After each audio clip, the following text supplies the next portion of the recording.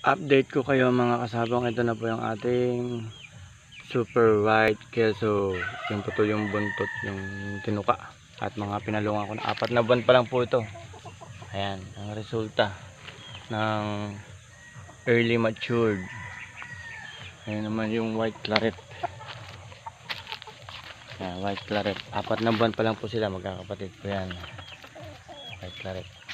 Tignan nyo naman yung kanilang early matured pagka maagang pinangusan at itinali or cording. At ayun po yung red claret.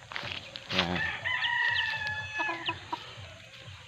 Maaga po silang pinangusan dahil nananabong po sila. Yung last video ko, nananabong na sila ng tao. Yan. Yung mga buntot nila hindi pa tumutubo, yan konti pa lang dahil nagtutukaan sila nung mga 2 months pa lang, naglalaban na sila. Ito po yung aking personal product, 4 times winner claret. Yung tatay po nila, yan.